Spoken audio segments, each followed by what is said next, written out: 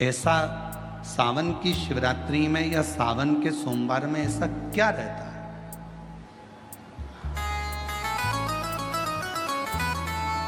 श्रावण की शिवरात्रि में, श्रावण के सोमवार में इतना महत्व क्या रहता है कि आप 12 महीने शिवरात्रि पर ऑनलाइन पूजन नहीं कराते, पर सावन के महीने की शिवरात्रि आई कि आप ऑनलाइन पूजन कराते और पूरा विश्व, देश, भारत देश ही नहीं पूरे विश्व में, विदेशों में भी लोग ऑनलाइन पूजन करते।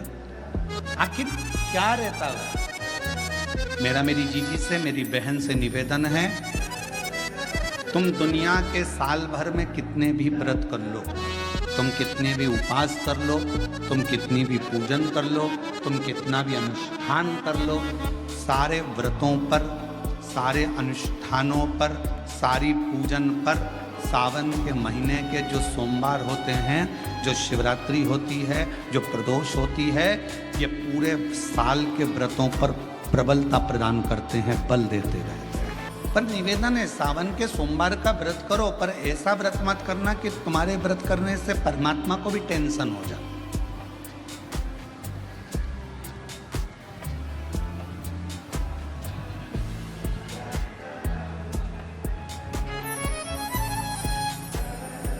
कई माताएं व्रत कर लेती हैं, मेरा सावन का महीने में व्रत है, पूरा 1 महीना व्रत करूंगी, 1 लौंग खाऊंगी, 1 गिलास दूध लूंगी, इसके सिवाय कुछ नहीं लूंगी, 1 फल खाऊंगी, इसके सिवाय कुछ नहीं। बहू बेचारी बोल रही, मम्मी शुगर ऊपर नीचे हो जाएगी, तुम्हारा बीपी ऊंचा नीचा हो जाएगा, तुम तो खाओ पियो।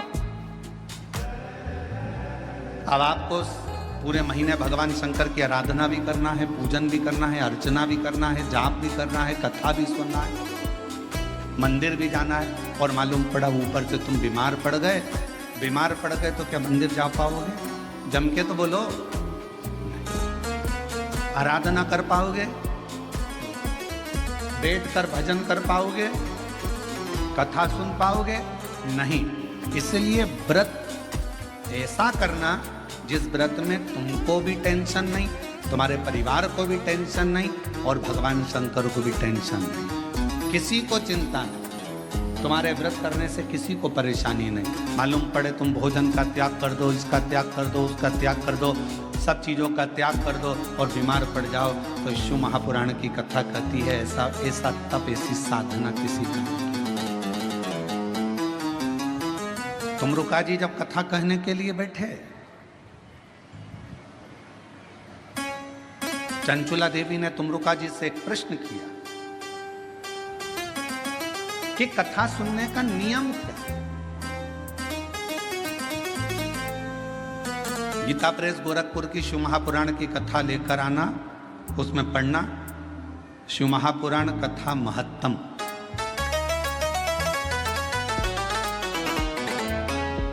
कथा को सुनने का नियम क्या है, यह भागवत में भी पूछा गया। परीक्षित ने सुखदेव जी महाराज से पूछा था कथा सुनने का नियम क्या है। शिव पुराण में चंचुला देवी तुमरुका जी से पूछ रही हैं कि कथा सुनने का नियम क्या है,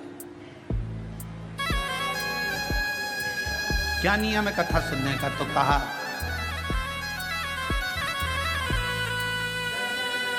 एक समय फलहार करो, शिव महापुराण की कथा को श्रवण करो, भागवत कथा को सुनो। इतना ना बने, एक समय फलहार करो, दूसरे समय भोजन करो, पर शिव महापुराण की कथा को जरूर सुनो।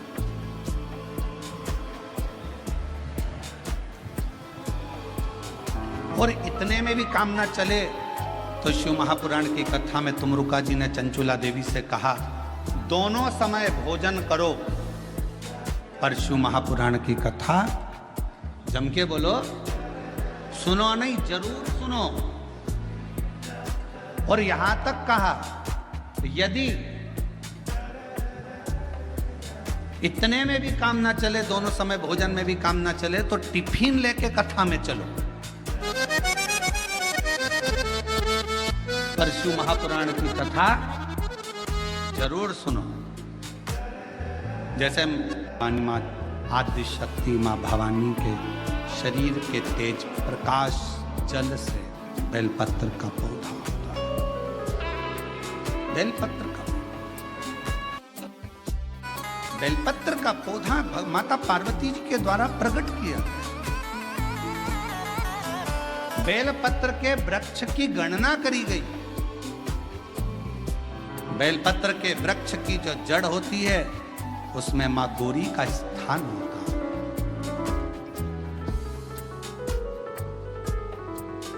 बेलपत्र की जड़ में महागौरी है, बेलपत्र के तने में माहेश्वरी है, बेलपत्र के शाखाओं में दक्षिणायनी माता है,